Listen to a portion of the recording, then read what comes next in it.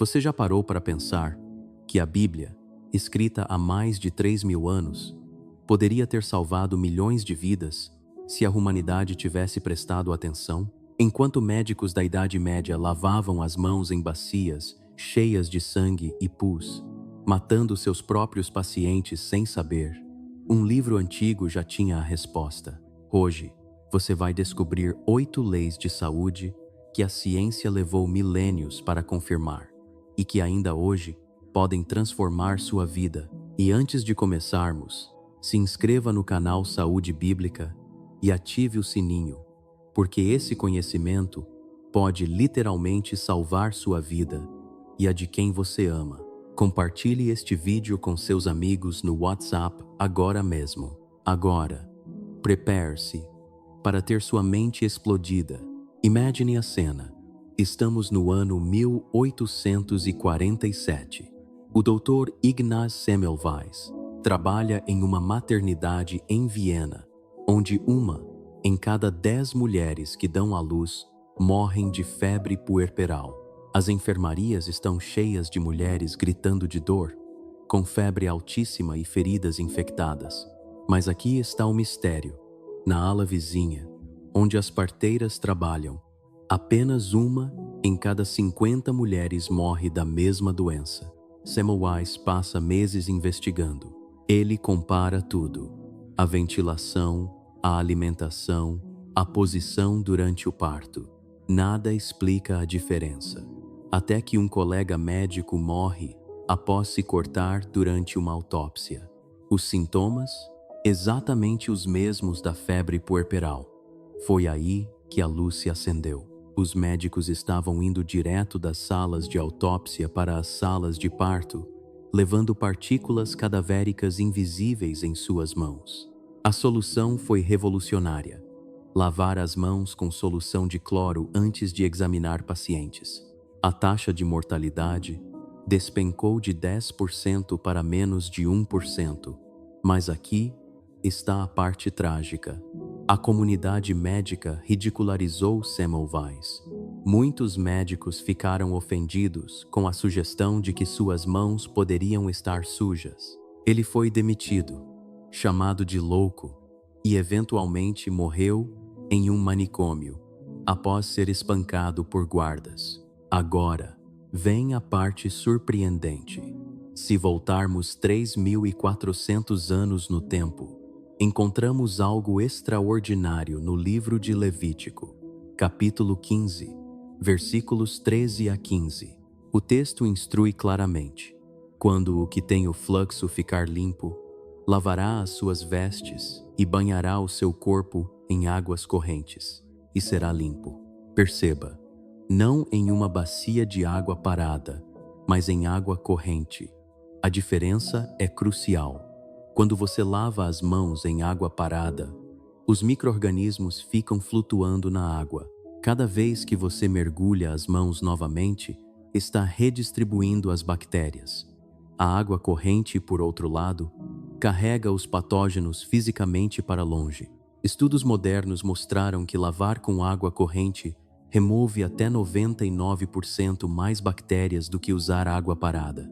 Em Levítico capítulo 15, versículo 11, há uma instrução ainda mais específica: todo aquele que tocar no homem com o fluxo, sem ter lavado as suas mãos em água, lavará as suas vestes.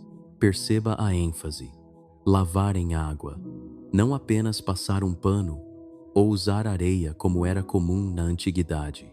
Água é o agente de limpeza primário, perfeitamente alinhado com o que sabemos hoje sobre remoção bacteriana.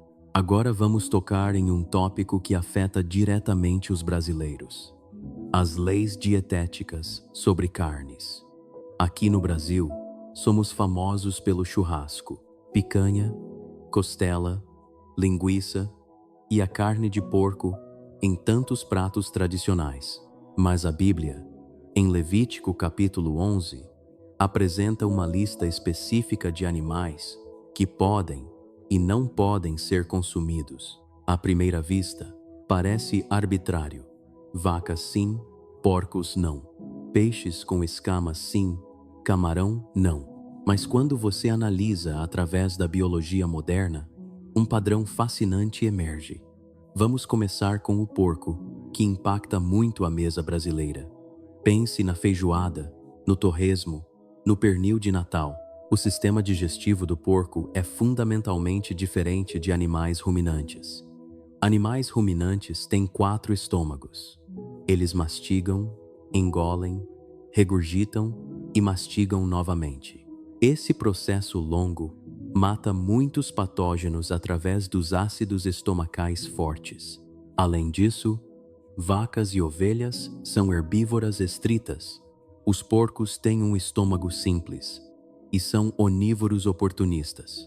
Eles comem literalmente qualquer coisa: plantas, carne podre, fezes, lixo e até praticam canibalismo. Esse comportamento significa que os porcos acumulam uma variedade impressionante de parasitas, vírus e bactérias em seus tecidos. Estudos identificaram mais de 70 tipos diferentes de doenças que podem ser transmitidas dos porcos para os humanos. A triquinose, causada pelo parasita Trichinella spiralis, era historicamente uma das principais causas de morte por alimentos contaminados. Esses vermes se insistam nos músculos do porco e podem causar dor muscular severa, febre alta e até morte. A carne de porco é excepcionalmente rica em gordura saturada e contém níveis 3 vezes maiores de ácidos graxos, ômega 6 Pro, inflamatórios. A inflamação crônica está ligada a câncer, diabetes, doenças cardíacas e Alzheimer. Além disso, os porcos não suam. Eles não têm glândulas sudoríparas funcionais. Isso significa que as toxinas que outros mamíferos expelem através do suor permanecem armazenadas no tecido do porco. Tudo o que o porco come, bebe ou absorve do ambiente fica armazenado em sua carne. Levítico capítulo 13 contém o primeiro manual de saúde pública da história. O texto descreve em detalhes como identificar doenças contagiosas da pele, provavelmente incluindo lepra, e o que fazer com pessoas infectadas. A instrução é clara: isole o indivíduo, examine-o após 7 dias, e se os sintomas persistirem, mantenha o isolamento. Pense nisso. Estamos falando de 1400 anos antes de Cristo. Nessa época, a teoria predominante sobre doenças era que elas eram punições divinas ou maus espíritos. Na Babilônia, doentes eram reunidos em templos para rituais de cura coletiva. No Egito, acreditava-se que doenças eram causadas por desequilíbrios de fluidos corporais. Ninguém tinha o conceito de contágio, mas a Bíblia instrui algo radicalmente diferente. Levítico capítulo 13, versículo 46 diz: durante todo o tempo em que tiver a infecção, permanecerá impuro, viverá separado, habitando fora do acampamento. Isso é quarentena. Isso é epidemiologia básica. E funcionou. Durante a peste negra do século XIV, que matou entre 75 e 200 milhões de pessoas, as comunidades judaicas que seguiam as leis bíblicas de isolamento tiveram taxas de mortalidade significativamente menores.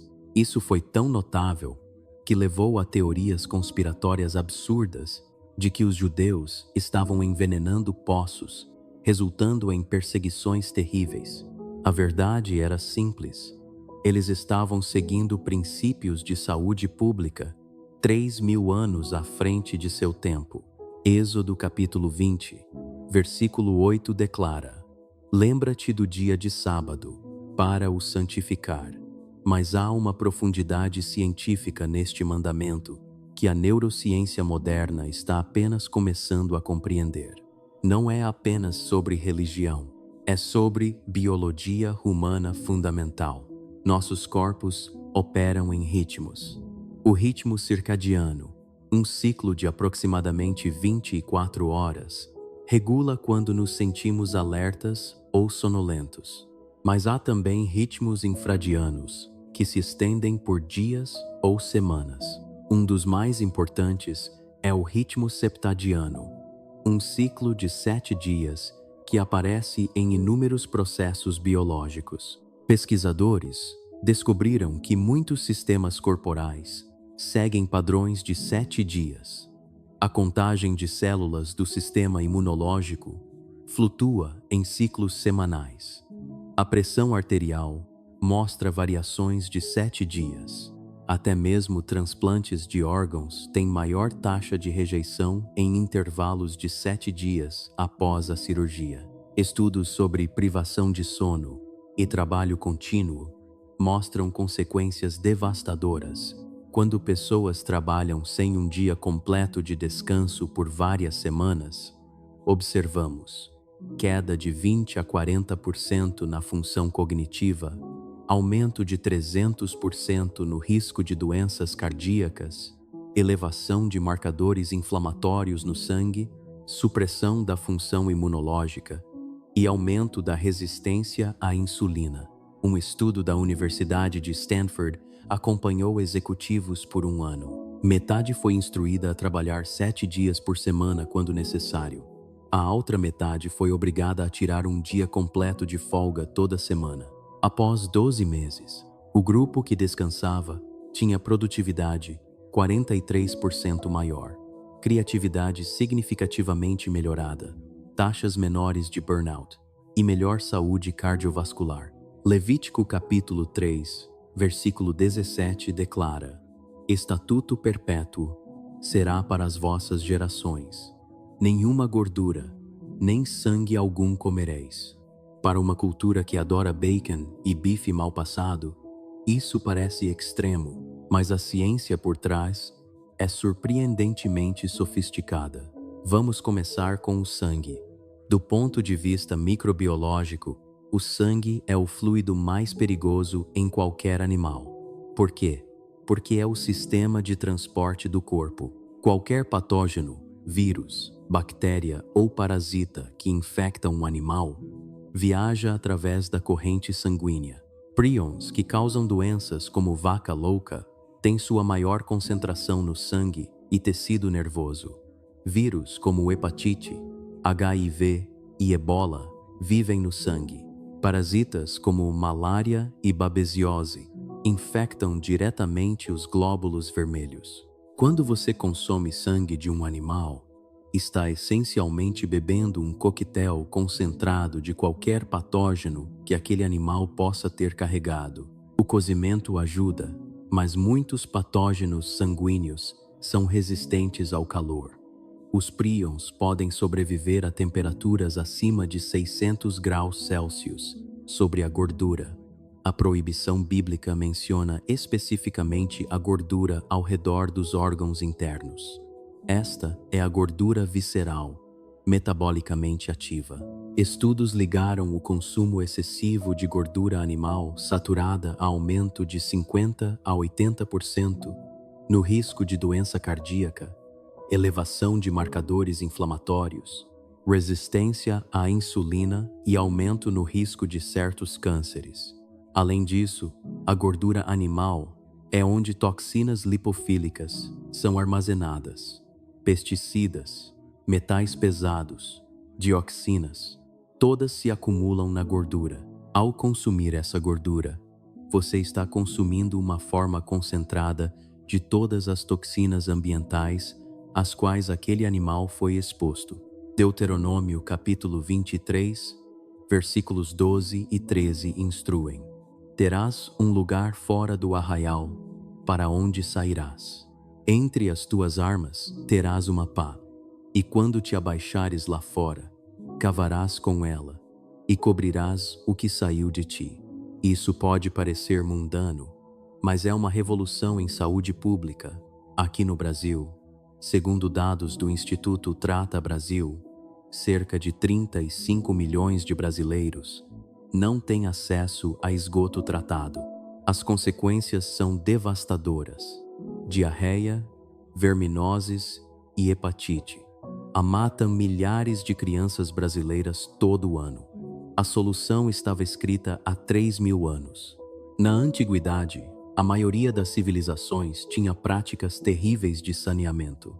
Nas grandes cidades como Roma, dejetos eram jogados nas ruas. Fezes humanas são um vetor primário de doenças. Elas contêm bilhões de bactérias, vírus e parasitas. Quando deixadas expostas, atraem moscas. Uma única mosca pode carregar mais de 6 milhões de bactérias. A cólera, a dissenteria, a febre tifoide, a hepatite A, todas são transmitidas através de água ou alimentos contaminados por fezes. O simples ato de cavar um buraco e cobrir os dejetos remove a fonte de reprodução das moscas, impede que a chuva lave patógenos para fontes de água e permite que micro-organismos do solo neutralizem muitos patógenos. Provérbios capítulo 17, versículo 22, diz: O coração alegre é como o bom remédio, mas o espírito abatido faz secar os ossos. Por séculos, isso foi considerado apenas uma metáfora, mas a psiconeuroimunologia revelou que é literalmente verdade. Quando você experimenta emoções positivas, seu cérebro libera neuroquímicos benéficos. A dopamina melhora o foco, a serotonina regula o humor, as endorfinas atuam como analgésicos naturais. Mas há mais acontecendo. Estudos mostraram que emoções positivas ativam áreas do cérebro que enviam sinais para órgãos em todo o corpo, incluindo o sistema imunológico. Pesquisadores descobriram que pessoas com altos níveis de bem-estar emocional têm menor expressão de genes relacionados à inflamação, maior atividade de células natural killer, que combatem câncer, produção mais eficiente de anticorpos em resposta a vacinas e níveis mais baixos de cortisol. Por outro lado, estresse crônico tem efeitos devastadores. Um estudo acompanhou mais de 1.000 pessoas por 10 anos e descobriu que aquelas com níveis elevados de estresse tinham risco 250% maior de desenvolver doenças cardíacas, incidência 60% maior de diabetes e expectativa de vida reduzida em média de 7 anos. Embora o jejum seja praticado ao longo da Bíblia, foi apenas em 2016 que a ciência entendeu por que funciona. O pesquisador Yoshinori Ohsumi ganhou o Prêmio Nobel de Medicina por descobrir a autofagia, um processo pelo qual as células comem suas próprias partes danificadas para se renovar. Quando você come constantemente, seus níveis de insulina permanecem elevados. A insulina diz às células para crescer e armazenar energia. Isso inibe a autofagia, mas quando você jejua, geralmente após 12 a 16 horas sem comida, os níveis de insulina caem e as células começam a quebrar proteínas antigas, organelas danificadas e até patógenos intracelulares. Os benefícios documentados incluem aumento de 300 a 1.000% na produção de hormônio do crescimento, melhora na sensibilidade à insulina, revertendo diabetes tipo 2, redução de marcadores inflamatórios em até 40%, regeneração de células-tronco, aumento na produção de BDNF, que protege neurônios, e extensão potencial da vida útil. Um estudo acompanhou pacientes com câncer submetidos à quimioterapia. Aqueles que jejuaram por 48 a 72 horas antes do tratamento experimentaram redução significativa nos efeitos colaterais, melhor preservação de células imunológicas saudáveis e taxas mais altas de remissão do câncer. Chegamos ao final desta jornada, através de 3 milênios de sabedoria. O que começou como leis religiosas antigas revela-se como um manual de sobrevivência meticulosamente projetado. Cada princípio que exploramos, desde lavar as mãos em água corrente até o poder transformador do jejum, está fundamentado em biologia sólida que a ciência moderna está apenas começando a compreender completamente. Pense nisso. Como um texto antigo, escrito antes de microscópios, laboratórios ou teoria dos germes, poderia acertar tanto. A probabilidade de que essas 8 leis específicas acabassem sendo validadas pela ciência moderna é astronômica. Não estamos falando de coincidência, estamos falando de conhecimento que transcende sua época. Para você que é brasileiro, que enfrenta os desafios do nosso sistema de saúde sobrecarregado, essas 8 leis não são relíquias históricas. Elas são ferramentas práticas que você pode implementar hoje para transformar sua saúde e a de sua família. Aqui está meu desafio. Escolha uma das 8 leis que mais ressoou com você e comprometa-se a segui-la por 30 dias. Talvez seja implementar um dia de descanso semanal, ou experimentar jejum intermitente, ou cultivar uma mente mais alegre através de gratidão diária. E não faça isso sozinho. Compartilhe este vídeo agora mesmo com pelo menos 3 pessoas no seu WhatsApp. Se inscreva no canal Saúde Bíblica e ative todas as notificações, porque toda semana trazemos conteúdo que combina sabedoria bíblica com ciência moderna. Deixe um comentário dizendo qual das 8 leis você vai implementar primeiro e por quê. Sua jornada para uma transformação completa de saúde não começa amanhã. Ela não começa na próxima segunda-feira. Ela começa agora, neste exato momento, com uma decisão simples de alinhar sua vida com verdades que resistiram ao teste de 3.000 anos. Essas leis salvaram incontáveis vidas ao longo da história. Agora é a sua vez de experimentar esse poder transformador. Não deixe que esse conhecimento morra com este vídeo. Haja agora. Compartilhe agora. Transforme-se agora. Que Deus abençoe sua jornada de saúde e nos vemos no próximo vídeo da Saúde Bíblica.